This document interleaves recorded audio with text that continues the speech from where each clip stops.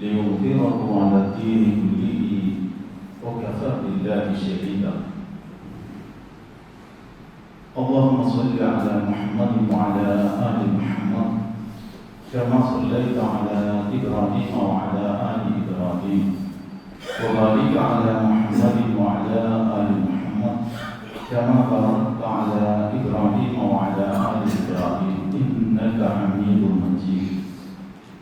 أما بعد فإن خير الأمور عوازمها وشر الأمور محدثاتها وكل محدثة بدعة وكل بدعة ضلالة وكل ضلالة في النار. أيها الإخوان والأخوات، أوصيكم عباد الله وإياي بتقوى الله. أعوذ بالله من الشيطان الرجيم. بسم الله الرحمن الرحيم. يا أيها الذين آمنوا اتقوا الله حق تقاته ولا تموتن إلا وأنتم مسلمون. يا أيها الناس اتقوا ربكم الذي خلقكم من نفس واحدة وخلق منها زوجها وبث منهما رجالا كثيرا ونساء واتقوا الله الذي تساءلون به والأرحام إن الله كان عليكم رقيبا. يا أيها الذين آمنوا اتقوا الله وقولوا قولا سديدا يصلح لكم أعمالكم ويغفر لكم ذنوبكم ومن يطع الله ورسوله فقد فاز فوزا عظيما. അഭിനന്ദനായ സത്യവിശ്വാസികളെ, നാം ഓരോരുത്തരും നമ്മുടെ ജീവിതത്തിൻ്റെ മുഴുവൻ രംഗങ്ങളിലും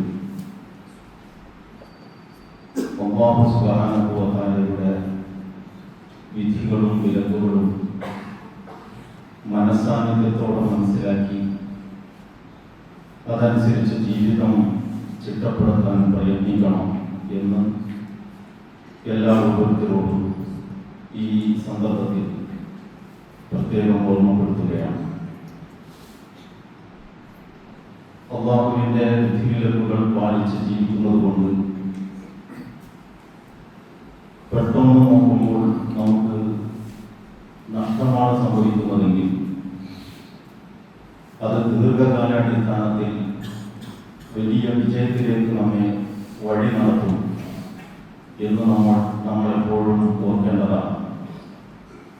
അല്ലാഹുവിൻ്റെയും പ്രവാചകന്റെയും ആജ്ഞാ നിർദ്ദേശങ്ങൾ ലംഘിച്ച് ജീവിക്കുമ്പോൾ താൽക്കാലികമായ കാര്യലാഭവും സുഖസൗകര്യവും പ്രയോജനവുമൊക്കെ ഉണ്ടാകുമെങ്കിൽ അത് ദീർഘകാലത്തേക്കുള്ള കഷ്ടനഷ്ടങ്ങളിലേക്കാണ് നമ്മെ നയിക്കുക എന്ന ഓർമ്മയും നമുക്ക് എപ്പോഴും ഉണ്ടായിരിക്കേണ്ടതാണ്.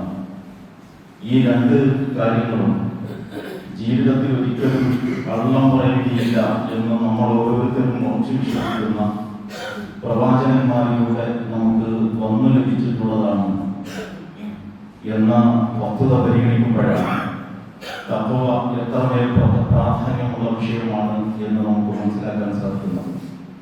ആ ഗൗരവത്തിലും പ്രാധാന്യത്തിലും തഖ്വ മുഖപിടിക്കണം എന്നാണ് ഈ സന്ദർഭത്തിൽ ഒന്നാമതായി എല്ലാ ഓരോരുത്തരെയും ഓർമ്മപ്പെടുത്താനുള്ളത്.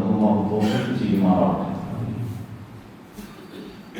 മുസ്ലിം അല്ലെങ്കിൽ കാഫിർ ഇത്തരം പ്രയോഗങ്ങൾ നമ്മുടെയൊക്കെ സംസാരത്തിൽ പ്രമാണപരമായി തന്നെ ധാരാളം വന്നുകൊണ്ടിരിക്കുന്ന ഒന്നാണ്.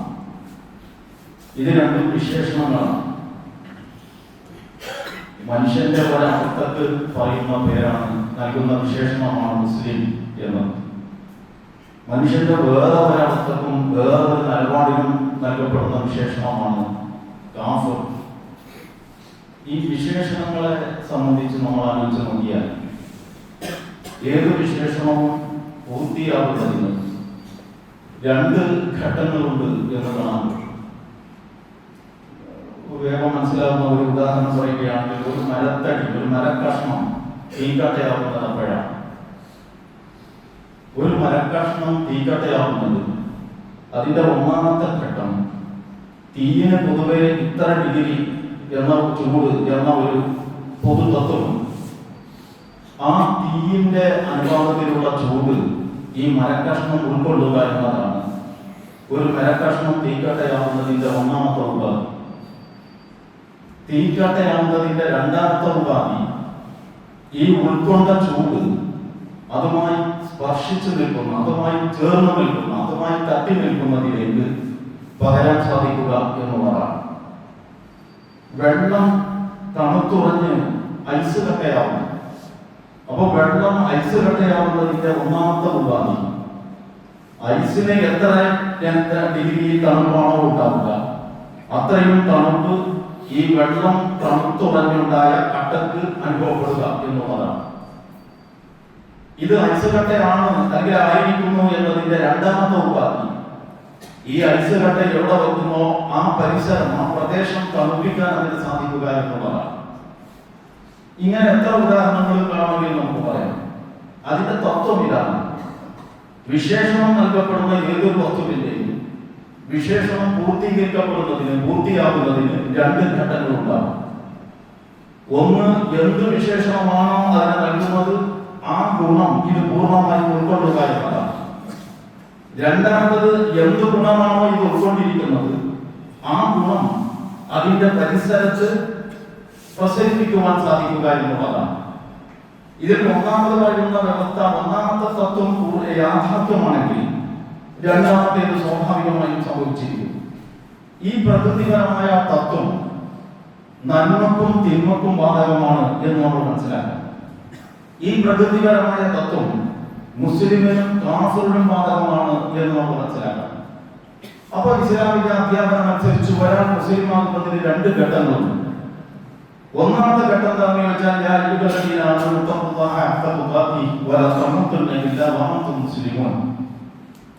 അതായത് എന്റെ ജീവിതത്തിന് ഒരു വഴി, അത് സാധാരണ മറ്റാളുകൾ സ്വീകരിച്ച വഴിയാവണമെന്നില്ല. പകരം ഈ പ്രപഞ്ചത്തിൽ ഒരു നാഥനുണ്ട്. അവന്റെ നിയമവും ക്രമവുമാണ് ഇവിടെ നടക്കുന്നത്. അവന്റെ അനുഗ്രഹങ്ങളാണ് ഞാൻ പറ്റിക്കൊണ്ടിരിക്കുന്നത്. അവന്റെ പാസൂത്രണമാണ് എന്റെ ജീവിതത്തിലും ഈ ആവാസ വ്യവസ്ഥയിലും നിലകൊള്ളുന്നത്. അവൻ തീരുമാനിച്ചപ്പോഴാണ് ഞാൻ ഈ ഭൂമിയിൽ പെറ്റുവീണത്. അവൻ തിരിച്ചു വിളിക്കുമ്പോഴാണ് ഞാൻ ഇവിടെ നിന്നും അവനിലേക്ക് മടങ്ങിപ്പോകുന്നത്. ഇത്രയും യാഥാർത്ഥ്യമായിരിക്കെ പിന്നെ ഞാനും അവനും തമ്മിലുള്ള ബന്ധം അവനെ അവഗണിച്ചോ ധിക്കരിച്ചോ ആകുന്നത് ബുദ്ധിപരമായി തന്നെ ഒട്ടും ശരിയല്ല. അതുകൊണ്ട് ഞാൻ എന്റെ ജീവിതത്തിന്റെ ശരിയും തെറ്റും തീരുമാനിക്കുന്നതിന് പ്രപഞ്ചത്തിന്റെ നാഥനെ അംഗീകരിക്കുകയാണ്, അവന്റെ മാർഗനിർദ്ദേശം അംഗീകരിക്കുകയാണ്. ഇതാണ് ഒരാൾ മുസ്ലിം ആകുന്നതിന്റെ ഒന്നാമത്തെ ഘട്ടം എന്ന് പറഞ്ഞാൽ അവൻ അറിഞ്ഞു മനസ്സിലാക്കി പ്രപഞ്ചനാഥനെ സ്വന്തം യജമാനായി അംഗീകരിച്ചിരിക്കുന്നു എന്നുള്ളതാണ്. വ്യാപാരത്തിന്റെ ആശയം അതാണ്. അള്ളാഹുവിന് വഴിപ്പെടേണ്ട ക്രമപ്രകാരം വഴിപ്പെടുക. വിശ്വാസിയായിട്ടല്ലാതെ ഒരവസ്ഥയിലും മരിക്കാനിടവരരുത്. ആ ജാഗ്രതയോടെ ജീവിതം മുന്നോട്ട് കൊണ്ടുപോകുക. അപ്പൊ ഇതിപ്പോ ഒരു നിലപാടാണ്. ഇത് കുറെ മൂല്യങ്ങളുടെ ഉൾക്കൊള്ളലാണ്. ഈ ഉൾക്കൊള്ളൽ കഴിഞ്ഞ ശേഷം, ഈ ഒരു നിലപാടെടുത്ത ശേഷം തൊട്ടുടനെയുള്ള ആയത്തെന്താണ്?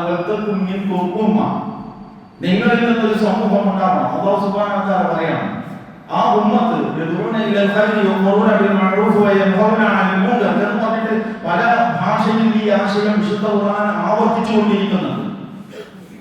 നിങ്ങളിൽ നിന്ന് പറഞ്ഞാൽ നിങ്ങൾ കുറെ ആളുകളുണ്ടെങ്കിൽ അതിൽ നിന്ന് ചെറിയൊരു വിഭാഗം ഉണ്ടാകണം എന്ന അല്ല ഇവിടെ ഉപയോഗിക്കുന്നത്, ഉദ്ദേശിച്ചിട്ടുള്ളത്. എന്ന് ഖുർആൻ പറഞ്ഞതുപോലെ ഇത് വിശ്വാസികളിൽ ഒരു വിശദീകരണത്തിൻ്റെതാണ്. അപ്പൊ വിശ്വാസി സമൂഹം ഒക്കെ ഇപ്രകാരമായി തീരണമെന്നാണ്. എപ്രകാരം? നിങ്ങൾ നന്മ കൽപ്പിക്കണം, തിന്മ വിരോധിക്കണം, നന്മയിലേക്ക് ആളുകളെ വിളിക്കണം. ഇത് ചെയ്യുന്നവർ കൂടിയാവണം എന്നാണ് അല്ലാഹു പറയുന്നത്. അപ്പൊ ഞാൻ നേരത്തെ മരക്കഷ്ണം തീക്കട്ടയാവുന്നതിന് രണ്ട് വിശേഷണങ്ങളുണ്ട് എന്ന് പറഞ്ഞു. ഒന്ന്, തീയിന്റെ അനുപാതത്തിൽ ചൂട് ഉൾക്കൊള്ളലാണ്. രണ്ടാമത്തത് ആ ഉൾക്കൊണ്ട ചൂട് പ്രസരിപ്പിക്കലാണ്, അതിന്റെ പരിസരത്ത് പ്രസരിപ്പിക്കലാണ്. അപ്പോ ഈ ഒരാൾ മുസ്ലിമാകുന്നതിന്റെ ഒന്നാമത്തെ ഘട്ടം ഇത് സത്യമാണ്. ഇത് ജീവിതത്തോടുള്ള ഒരു സമീപനമാണ്. ഇത് എന്റെ ജീവിതത്തിന്റെ നിലപാടാണ്. എന്റെ ഇഷ്ടം എന്റെ അനിഷ്ടം, എന്റെ അടുപ്പം എന്റെ അകലം, എന്റെ ഇണക്കം എന്റെ പിണക്കം, എന്റെ ചെറുതും വലുതുമായ വ്യവഹാരങ്ങൾ, കൊള്ളക്കൊടുക്കകൾ, ബന്ധങ്ങൾ, ഇങ്ങനെ തുടങ്ങി എന്റെ ജീവിതത്തിന്റെ ഓരോ നിമിഷവും ഞാൻ ഏർപ്പെട്ടുകൊണ്ടിരിക്കുന്ന ഓരോ കാര്യങ്ങളും പ്രപഞ്ചനാഥന്റെ ഹിതമനുസരിച്ചാണല്ല. ഓരോ കാലടി മുന്നോട്ട് വെക്കുമ്പോഴും ഇതുകൊണ്ട് എനിക്ക് എന്റെ റബ്ബിന്റെ പ്രീതി കിട്ടുമോ, അതല്ല ഞാൻ അവന്റെ ശാപകോപങ്ങൾക്ക് വിധേയമാകുമോ എന്ന് നിരന്തരം ജാഗ്രതായിക്കൊണ്ട് ഓരോ കാലടിയും മുന്നോട്ട് വെക്കുക. അങ്ങനെ ജീവിക്കാൻ ഞാൻ തീരുമാനിക്കുമ്പോൾ ഞാൻ മുസ്ലിമായി എന്നാണ് അതിന്റെ അർത്ഥം. ഇങ്ങനെ ഒരാൾ തീരുമാനിച്ചാൽ അത് അയാൾ മുസ്ലിമാകുന്നതിന്റെ ഒന്നാമത്തെ ഘട്ടമാണ്. ഇസ്ലാം പൂർത്തിയാകുന്ന അടുത്ത ഘട്ടം എന്താണെന്ന് ചോദിച്ചാൽ ഈ ഉൾക്കൊണ്ടത് ഇദ്ദേഹം ഉള്ളിടത്ത് പ്രസരിക്കണമെന്നാണ്. നിങ്ങളൊരു ചെറിയ മെഴുകുതിരി എടുത്തു നോക്കൂ.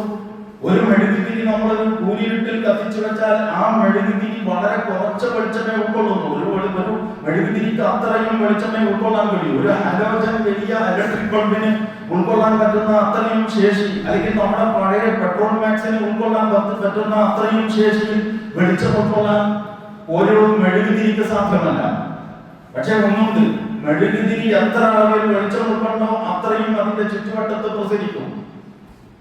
മെഴുകുതിരി കത്തിച്ചു വെച്ച ശേഷം അതിന്റെ പരിസരത്ത് പോലും ലേശം വെളിച്ചം പോലും കാണുന്നില്ല എന്നതൊരിക്കലും സംഭവിക്കില്ല. തീക്കട്ടയായ ശേഷം അത് വെക്കുന്നിടത്തൊന്നും ചൂടാവുന്നില്ലെങ്കിൽ ഇത് ചൈനീസ് മാർക്കറ്റിലെ ഒരു കളിക്കോപ്പ് മാത്രമാണ് എന്നാണ് അതിന്റെ അർത്ഥം. അതിനെപ്പറ്റി നിങ്ങൾ തീക്കട്ട എന്ന് പറയുന്നത് അർത്ഥരഹിതമാണ്, അർത്ഥശൂന്യമാണ് എന്നാണ്. ഐസ് കട്ടയായതിനു ശേഷം എത്ര മണിക്കൂറും കയ്യിൽ പിടിക്കാൻ പറ്റുന്നു എന്ന് പറഞ്ഞാൽ അതിന്റെ അർത്ഥം അത് ഐസ് കട്ടയാണെന്ന് വെറുതെ പറയുകയാണെന്നാണ്. അപ്പൊ ഒരു മുസ്ലിം ഈ പറയുന്ന മൂല്യവും ജീവിതത്തോടുള്ള ഈ നിലപാടും സ്വയം ഉൾക്കൊണ്ടിട്ടുണ്ടെങ്കിൽ, ആ ഉൾക്കൊണ്ടു എന്ന് പറയുന്നത് യാഥാർത്ഥ്യമാണെങ്കിൽ ആ ഉൾക്കൊണ്ട അളവിൽ അത് അയാൾ ഉള്ളിടത്ത് പ്രസരിക്കുമെന്നതാണ്. ഇനി നിങ്ങൾ കാഫിറിനെ കുറിച്ച് ചിന്തിച്ചു നോക്കൂ. അല്ലാഹു സുബ്ഹാനഹു വ തആല ഒരാൾ കാഫിറാകുന്നതിനും ഈ രണ്ട് ഘട്ടങ്ങളുണ്ട് എന്ന് വിശദീകരിക്കുന്നുണ്ട് ഖുർആനിൽ. ഒരാൾ കാഫിറാകുന്നതിന്റെ ഒന്നാമത്തെ ഘട്ടം ഇത് സത്യമാണ്. ഏത്? ഈ പ്രവാചകനിലൂടെ വന്നു ലഭിച്ചിട്ടുള്ള ജീവിത വഴി, ജീവിതത്തെ കുറിച്ച് ഈ സമീപനം ഇത് സത്യമാണ്, ഇത് യുക്തിക്ക് നിരക്കുന്നതാണ്, ഇത് ബുദ്ധിയുടെ തേട്ടമാണ്. പക്ഷേ എനിക്ക് വേണ്ട. ഉദാഹരണത്തിന് അബൂ താലിബിന്റെ നിലപാട്, പ്രവാചകൻ കൊണ്ടുവന്നത് പൂർണ്ണമായും സത്യമാണെന്നും പ്രവാചകൻ ജീവിതത്തിന്റെ ഓരോ നിമിഷത്തിലും സത്യസന്ധനാണെന്നും അബൂ താലിബിന് നന്നായിട്ട് അറിയാം. ശരിക്കും ഈ വയസ്സ് കാലത്ത് ഈ ഏടാകുളത്തിലും ഇടങ്ങാറൊന്നും നിൽക്കാൻ പറ്റൂല. അവരുടെ മോനെ എന്താച്ചാ കാട്ടിക്കോ, പക്ഷേ എനിക്ക് വേണ്ട. ഇങ്ങനെ ഒരാൾ നിലപാടെടുത്താൽ അത് കുഫർ ഉൾക്കൊള്ളലാണ്, സ്വയം കുഫർ ഉൾക്കൊള്ളലാണ്. അത് ഒരാൾ കാഫിറാകുന്നതിന്റെ ഒരു ഘട്ടം മാത്രമാണ്. ആ കുഫർ പൂർത്തിയാകുന്നത് എപ്പോഴാണ്? ഈ എനിക്ക് വേണ്ട എന്ന് ഞാൻ തീരുമാനിച്ച സംഗതി വേറെ ഒരാളെയും അംഗീകരിക്കാൻ ഞാൻ സമ്മതിക്കില്ല എന്ന് പറഞ്ഞാൽ ആദ്യത്തേത് കുഫർ ഉൾക്കൊള്ളലാണ്, രണ്ടാമത്തേത് കുഫർ പ്രചരിപ്പിക്കലാണ്. നിങ്ങൾ ഖുർആനിലേക്ക് നോക്കൂ. വേദക്കാരെ നിങ്ങൾ എന്തിനാണ് അള്ളാഹുവിന്റെ വേദങ്ങളെ, അള്ളാഹുവിന്റെ ആയാത്തുകളെ നിഷേധിക്കുന്നത്? നിങ്ങൾക്കറിയാം ഇത് അള്ളാഹുവിന്റെ വചനമാണ്, മുഹമ്മദ് കെട്ടിയുണ്ടാക്കിയതല്ല എന്ന് നിങ്ങൾക്കറിയാം. നിങ്ങളെ മക്കളെ നിങ്ങൾക്ക് അറിയുന്നത് പോലെ അറിയാം, സുപരിചിതമായിട്ട് അറിയാം, ഒരു സന്ദേഹവുമില്ല. ഇത്രയും കൃത്യമായിട്ട് അറിഞ്ഞിട്ട് പിന്നെ നിങ്ങൾ എന്തിനാണ് ഇതിനെ നിഷേധിക്കുന്നത് എന്ന് ചോദിക്കുന്നത് കുഫർ ഉൾക്കൊള്ളുക എന്ന ആ ഘട്ടത്തെ സംബന്ധിച്ചാണ്. അതേ ആയത്തിന്റെ തൊട്ടടുത്ത ആയത്ത് വേദക്കാരെ നിങ്ങൾ എന്തിനാണ് അള്ളാന്റെ മാർഗത്തിൽ നിന്ന് ആളുകളെ തടയുന്നത്? അപ്പൊ ഒരാൾ കാഫിറാകുന്നതിന്റെ ഒന്നാമത്തെ ഘട്ടം കുഫർ ഉൾക്കൊള്ളലാണ്, സ്വയം ഉൾക്കൊള്ളലാണ്. ഈ സത്യം എനിക്ക് വേണ്ട, സത്യത്തിന് വഴങ്ങാൻ ഞാൻ സന്നദ്ധമല്ല, ഇത് കുഫർ സ്വയം ഉൾക്കൊള്ളലാണ്. കാഫിറാകുന്നതിന്റെ കുഫർ പൂർത്തിയാകുന്നതിന്റെ അതിന്റെ അടുത്ത ഘട്ടം ഈ ഉൾക്കൊണ്ട കുഫർ പ്രചരിപ്പിക്കലാണ്. കുഫർ പ്രചരിപ്പിക്കുക എന്ന് പറഞ്ഞാൽ എന്താ അർത്ഥം? സത്യത്തിന്റെ മുമ്പിൽ തടസ്സം നിൽക്കുക എന്നുള്ളത്. അപ്പൊ അബൂ താലിബും അബൂ ജഹലും ഒരുപോലെയല്ല എന്ന് വരികയാണ്. ഒരാൾ കുഫർ ഉൾക്കൊണ്ടു അദ്ദേഹത്തിന്റെ നിലപാടിൽ, പക്ഷെ കുഫർ പ്രചരിപ്പിച്ചില്ല എന്ന് മാത്രമല്ല സത്യം പ്രചരിപ്പിക്കുന്നതിന് ഒരു തരത്തിലുള്ള സൗകര്യങ്ങളും സഹായങ്ങളും ഒക്കെ ചെയ്തു കൊടുത്തു. അബൂ ജഹൽ എന്ത് ചെയ്തു? സ്വയം കുഫർ ഉൾക്കൊണ്ടു. എനിക്ക് വേണ്ട എന്ന് ഞാൻ വെച്ച സംഗതി ഒരു കുട്ടിയെ കൊണ്ട് അംഗീകരിപ്പിക്കാൻ ഞാൻ സമ്മതിക്കില്ല. അതാണ് കുഫർ പ്രചരിപ്പിക്കൽ. ഈ രണ്ട് പണിയും അബൂജഹൽ ചെയ്തപ്പോ അബൂ താലിബ് നമ്പർ 1 കാഫിറായി എന്ന് പ്രമാണങ്ങൾ പരിശോധിച്ചാൽ നമുക്ക് കാണാൻ കഴിയും. അപ്പൊ നമ്മള് ഈ വിശ്വാസം എന്ന് പറയുന്നത് നന്മ, ഈ മുസ്ലിം കാഫിർ എന്നൊക്കെ പറയുന്ന പ്രയോഗങ്ങൾ വളരെ സൂക്ഷ്മതയില്ലാതെ ആരുടെയെങ്കിലും മേലെ ചാർത്താനുള്ള പ്രയോഗങ്ങളല്ല. ഇത് വിശേഷണങ്ങളാണ്. വിശേഷണങ്ങൾ നിലപാടുകൾക്കാണ്. ആ നിലപാടുകൾ പൂർത്തിയാകണമെങ്കിൽ വിശേഷിപ്പിക്കപ്പെടുന്ന വസ്തുവിന് ഈ രണ്ട് ഗുണങ്ങളും ഉണ്ടായിരിക്കണം എന്നാണ് ഞാൻ സൂചിപ്പിച്ചത്. നമ്മളിപ്പോ വിശുദ്ധ ഖുർആനിൽ അല്ലാഹു സുബ്ഹാനഹു വ തആല കാഫിറിന് ഒരു റോൾ മോഡൽ പറഞ്ഞിട്ടില്ല എന്നാണ് ഒരാൾ കേൾക്കുന്നതെന്ന് വിചാരിക്കുക. മൊത്തം ഖുർആനൊന്നും അങ്ങനെ ശ്രദ്ധിച്ച് വായിച്ചിട്ടില്ലാതെ അർത്ഥമറിയാതെ പാരായണം ചെയ്തുകൊണ്ടിരിക്കുന്ന ഒരാൾ അയാൾ സ്വതവേ അത് ധരിച്ചു വെച്ചിരിക്കുന്നത് വിശുദ്ധ ഖുർആനിൽ അല്ലാഹു സുബ്ഹാനഹു വ തആല കാഫിറിന്റെ രണ്ട് റോൾ മോഡലുകളെ സംബന്ധിച്ച് പറഞ്ഞിട്ടില്ല എന്നാണ് വിചാരിക്കുക. അപ്പൊ നമ്മൾ അദ്ദേഹത്തോട് ചോദിക്കുകയാണ്, നിങ്ങളുടെ കാഴ്ചപ്പാടിൽ ഒരു നല്ല നമ്പർ 1 രണ്ട് കാഫിറുകളുടെ പേര് പറയും. ഒരു പക്ഷെ അദ്ദേഹം നമ്മളെ ചോദ്യം തീരുന്നതിന്റെ മുമ്പേ പറഞ്ഞു വരും ഫറോവ, അല്ലെങ്കിൽ അദ്ദേഹം പറഞ്ഞു വരും നമ്രൂദ്. നമ്രൂദ് എന്ന പേര് കൂടാൻ പ്രയോഗിച്ചിട്ടില്ല. ഇബ്രാഹിം നബിയുടെ കാലത്തെ രാജാവ് എന്താ ഇബ്രാഹിം അപ്പൊ ഇബ്രാഹിം നബി അലൈഹിസ്സലാമിനോട് തന്റെ റബ്ബിന്റെ വിഷയത്തിൽ തർക്കിച്ച ഒരു ഭരണാധികാരി അവിടെ ഉണ്ട് എന്നതിൽ ഒരു സംശയമില്ല. അപ്പൊ നമ്രൂദ് എന്ന് മുഫസ്സിറുകളൊക്കെ പറയുന്നു ആ പേര് ഒരു പക്ഷെ. അപ്പൊ നമ്രൂദും ഫിറഔനുമാണ് ഏറ്റവും നല്ല കാഫിറിന്റെ രണ്ട് റോൾ മോഡൽ എന്ന് പറയാൻ പെട്ടെന്ന് നമുക്ക് തോന്നി. പക്ഷെ വിശുദ്ധ ഖുർആൻ കാഫിറിന്റെ രണ്ട് റോൾ മോഡൽ പറഞ്ഞിട്ടുണ്ട്. വിശുദ്ധ ഖുർആൻ കാഫിറിന്റെ രണ്ട് റോൾ മോഡലുകളാ പറഞ്ഞപ്പോ അത് ഈ പറഞ്ഞ നമ്രൂദോ ഈ പറഞ്ഞ ഫറോവയോ അല്ല, അത് രണ്ട് പ്രവാചകന്മാരുടെ പത്നിമാരാണ്. സൂറത്തുൽ തഹ്രീമിന്റെ അവസാന ഭാഗത്ത് കാണാം, വറബല്ലാഹു മസലൻ ലില്ലദീന കഫറു ഇംറഅത നൂഹ് വഇംറഅത ലൂത്ത് كانتا تحت عبدين من عبادنا صالحين فخانتاهما فلم يغنيا عنهما من الله شيئا وقيل ادخلا النار مع الداخلين. അപ്പൊ അല്ലാഹു സുബ്ഹാനഹു വ തആല കാഫിറുകൾക്ക് രണ്ട് റോൾ മോഡൽ പറഞ്ഞപ്പോ ഒന്ന് ലൂത്ത് നബി അലൈഹിസ്സലാമിന്റെ നൂഹ് നബി അലൈഹിസ്സലാമിന്റെ ഭാര്യയും മറ്റൊന്ന് ലൂത്ത് നബി അലൈഹിസ്സലാമിന്റെ ഭാര്യയുമാണ്. സൗജ് എന്നല്ല ഖുർആൻ പ്രയോഗിച്ചത്, ഇംറഅത്ത് എന്നാണ്. അത്രയും അവർ തമ്മിൽ ഏഴെടുപ്പമുണ്ടോ എന്നൊരു ധ്വനി കൂടി ഒരു പക്ഷെ അതിലുണ്ടാവാം.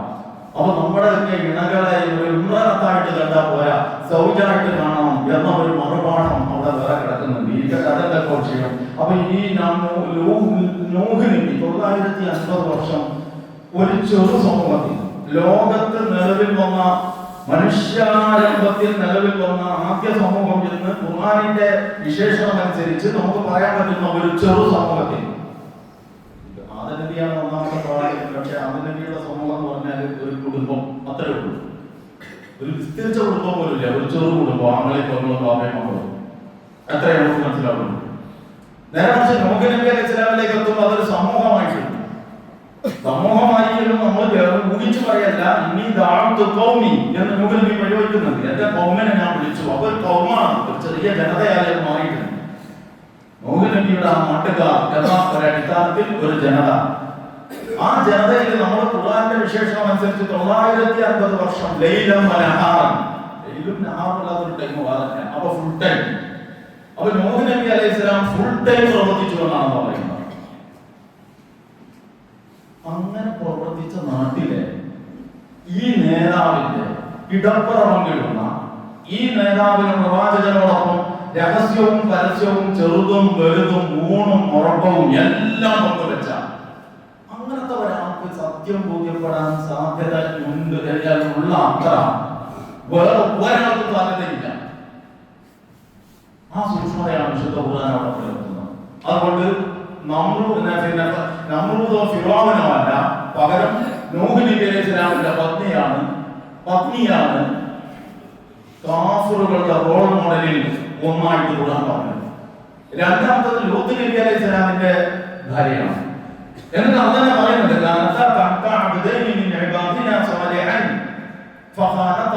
അവർ തനിക്ക് വിധേയരായി ജീവിച്ച ജീവിതം മുഴുവൻ എന്റെ വഴിയിൽ സമർപ്പിക്കണമെന്ന് മനസ്സിലാക്കുകയും അത് പ്രബോധനം ചെയ്യുകയും ചെയ്ത രണ്ട് പ്രവാചകന്മാരുടെ കൂടെയുള്ളവരാണ്. എന്നിട്ട് അവരെ രണ്ടുപേരെയും വഞ്ചിച്ചു. ഇത്രയും വലിയ ഒരു ലൈറ്റ് ഹൗസിന്റെ, ഇത്രയും വലിയ ഒരു ദീപസ്തംഭത്തിന്റെ ചുവട്ടിൽ കഴിഞ്ഞിട്ട് അതിന്റെ ഒരു കൊച്ചു പ്രഭ കൊണ്ടെങ്കിലും ജീവിതം പ്രകാശിതമാക്കാൻ അവർക്ക് സാധ്യമായില്ല.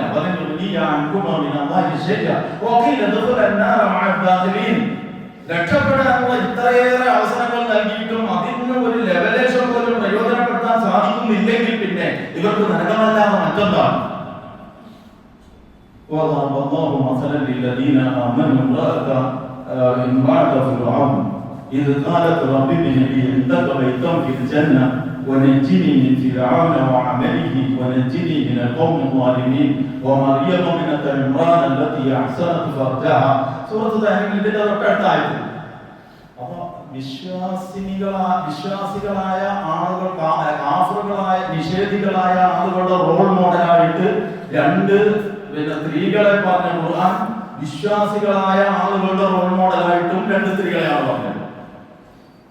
അത് ഒന്ന് ഭർത്താവ് രാജാവും ഭരണാധികാരിയും ധിക്കാരിയുമായ ഫറോവയാണ്. അപ്പൊ ഫറോവയുടെ കീഴിലും സത്യം ഉൾക്കൊള്ളാനും ആ ഉൾക്കൊണ്ട സത്യം പ്രസരിപ്പിക്കാനും കഴിയും എന്നാണ് അതിന്റെ സന്ദേശം.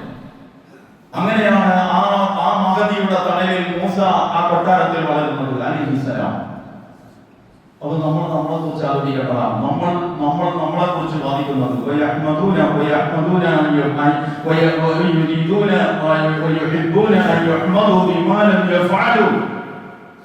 ചെയ്യാത്തതിന്റെ പേരിൽ പ്രശംസിക്കപ്പെടാൻ അവർ ഇഷ്ടപ്പെടുന്നു എന്ന് പ്രയോഗമുണ്ട് ഖുർആനിൽ. ولتسمعن من الذين اوتوا الكتاب من قبلكم ومن الذين اشركوا اذى كثيرا എന്ന് പറയുന്ന ആ ആയത്തുണ്ടല്ലോ. നിങ്ങൾ ശാരീരികമായും സാമ്പത്തികമായും പരീക്ഷിക്കപ്പെടുകയും വേദക്കാരിൽ നിന്നും മുശ്രിക്കുകളിൽ നിന്നും ധാരാളം പഴി നിങ്ങൾ കേൾക്കേണ്ടതായിട്ടും വരും. അപ്പൊ എന്ന് പറഞ്ഞാൽ അള്ളാഹ്ക്ക് അറിയാം, ഈ അള്ളാന്റെ അടിയാറുകളുടെ ഇടയിൽ തേനേമാനെ എന്ന് പറയുന്ന ഒരു കുട്ടിപ്പിടുത്തത്തിന്റെയും സ്നേഹത്തിന്റെയും അന്തരീക്ഷമായിരിക്കൂല എപ്പോഴും എന്ന് അള്ളാഹ്ക്ക് അറിയാം. അത് അള്ളാഹ് അങ്ങനെ തന്നെ നമ്മളോട് പറഞ്ഞു. എന്നിട്ട് തൊട്ടുടനെയുള്ള ആയത്ത്, ആയത്തിന്റെ ബാക്കി ഞാൻ സമയത്തിക്കാൻ വേണ്ടി പോകുന്നില്ല, അതിന് തൊട്ടടുത്തുള്ള ആയത്ത് എന്താണ്?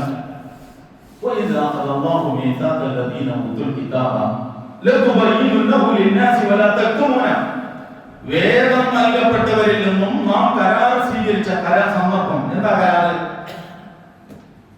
ഈ വേദഗ്രന്ഥത്തിലുള്ള സംഗതികൾ ഞങ്ങൾ ജനങ്ങൾക്ക് വ്യക്തമാക്കി കൊടുക്കും, അത് മറച്ചു വെക്കുകയില്ല. ഇത് എവിടെ ഏത് പശ്ചാത്തലത്തിലാണ് പറയുന്നത്? നിങ്ങൾ ശാരീരികമായും സാമ്പത്തികമായും പരീക്ഷിക്കപ്പെടും. നിങ്ങൾക്ക് മുമ്പ് വേദം നൽകപ്പെട്ടവരിൽ നിന്നും ബഹുദൈവ വിശ്വാസികളിൽ നിന്നും ധാരാളം പഴി നിങ്ങൾ കേൾക്കേണ്ടതായിട്ട് വരും. എന്നാലും നിങ്ങൾ നിലപാടുകളിൽ സൂക്ഷ്മത പുലർത്തുകയും അതുപോലെ തന്നെ അല്ലാഹുവിൽ വിശ്വസിക്കുകയും ഒക്കെ ചെയ്ത് നിലകൊള്ളുകയാണെങ്കിൽ അതിന് വമ്പിച്ച പ്രതിഫലമുണ്ട്.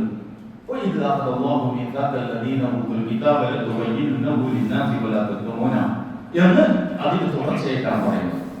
അപ്പൊ ഈ ഒരു തീക്കട്ടയായാൽ ചുറ്റുപാടും പ്രളയമാണെങ്കിലും തീക്കട്ടയായിരിക്കുന്നിടത്തോളം അതിന്റെ ചൂടെ പ്രചരിപ്പിക്കാൻ കഴിയും. ഐസ് കട്ടയായ ശേഷം അതിന്റെ പരിസരമൊക്കെ എത്ര വലിയ അഗ്നിബാധ സംഭവിച്ചാലും അതിൽ ഉൾക്കൊള്ളിടത്തോളം തണുപ്പ് വിനിയോഗിച്ച് ഈ ചൂടിനെ തണുപ്പിക്കാനേ അതിന് കഴിയും. ഒരു വിശ്വാസിയാണ് എന്നത് അയാൾ ഉൾക്കൊണ്ടിട്ടുണ്ട്. ഞാൻ മെഴുകി തിരിവെക്കാണ് ലേശം പ്രഭയെ അത് ഉൾക്കൊണ്ടിട്ടുള്ളൂ, തിരിവട്ടം. അതുകൊണ്ട് ആ തിരി കാണും. പ്രവാചകൻ എന്ന് പറയുന്നത് ഒരു വിളക്കുമാണ്, ഒരു ലൈറ്റ് ഹൗസ്. ധാരാളക്കണക്കിന് വെളിച്ചം ഉൾക്കൊണ്ടിട്ടുണ്ട്. അപ്പൊ എന്ത് സംഭവിക്കും? അത്രയും വലിയ ലോകത്ത് മുഴുക്കെ വെട്ടം വരുത്താൻ അല്ലെങ്കിൽ പ്രകാശം പ്രസരിപ്പിക്കാൻ ആ പ്രവാചകന് ശേഷിയുണ്ടാകും. നമ്മുടെ മുസ്ലിം ഉമ്മത്ത് മുസ്ലിമായി എന്ന് പറയുന്നത് ന്യായമാണെങ്കിൽ അവരുള്ളിടത്ത് അവരുടെ ഇസ്ലാം പ്രചരിച്ചുകൊണ്ടിരിക്കും എന്നുള്ളതാണ്. الذين يكتمون ما أنزلنا من البينات والهدى من بعد ما بيناه للناس في الكتاب. അല്ലാഹു സുബ്ഹാനഹു വ തആലയിൽ നിന്ന് മനുഷ്യ ജീവിതത്തെ മാറ്റിപ്പണിയാൻ ആവശ്യമായ ജീവിതമാർഗം ഏത് എന്നതിനെ സംബന്ധിച്ച് ഗ്രന്ഥത്തിൽ സവിസ്തരം പ്രതിപാദിച്ചതിന് ശേഷം അത് മറച്ചു വെക്കുന്നവർ, അത് അത് മറച്ചു വെക്കുന്നവർ ഉലൈക യൽഅനുഹുമുല്ലാഹ്, അവരെ അല്ലാഹു ശപിക്കും. ഒരു സത്യദീനിന്റെ വക്താക്കളായ ഒരു കൂട്ടർ സത്യമെന്തെന്നറിയാത്ത ലക്ഷക്കണക്കിന് മനുഷ്യർക്കിടയിൽ ആ സത്യദീനിന്റെ പ്രചാരണത്തെയും പ്രബോധനത്തെയും സംബന്ധിച്ച് ലവലേശം ചിന്തിക്കാതെ കഴിഞ്ഞുകൂടി എന്ന് വേറെ ഒരു കാലത്ത് വേറെ ഒരു സമൂഹം കേട്ടാൽ ആ കേട്ടവരും ശ്രമിക്കും. അങ്ങനെ ഒരു കൂട്ടർ ചെയ്തു നമ്മൾ കേട്ടാൽ നമ്മൾ ശ്രമിക്കില്ലേ? അതായത് നമ്മുടെ കയ്യിൽ വെളിച്ചമുണ്ടായിരിക്കുക, ആളുകൾ ഇരുട്ടിൽ തപ്പുക, എന്നിട്ട് ഈ വെളിച്ചം അവർക്ക് എത്തിച്ചു കൊടുക്കാനുള്ള ഒരു പ്രയത്നത്തിലും നമ്മൾ ഏർപ്പെട്ടില്ല എന്ന് വന്നാൽ ശപിക്കുന്നവർ കേൾക്കുന്നവരൊക്കെ ശപിക്കും. അതാണ് മാത്രമല്ല, ഇങ്ങനെ ഒരു നിലപാട് ഒരു സത്യപ്രബോധക സംഘം എന്ന വിശേഷണത്തിന് അർഹതയുള്ള ഒരു കൂട്ടരിൽ നിന്നുണ്ടായി എന്ന് കേട്ടാൽ കേൾക്കുന്നവരൊക്കെ ശപിക്കും. അപ്പൊ അത് വളരെ ഗൗരവപ്പെട്ട ഒരു വിഷയമാണ്.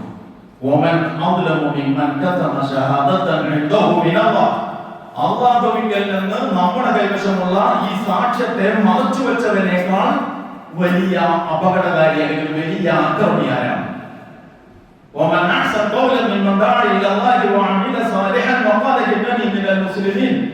ഏറ്റവും നല്ല വാക്ക് ഉച്ചരിച്ചവനാരാണ്?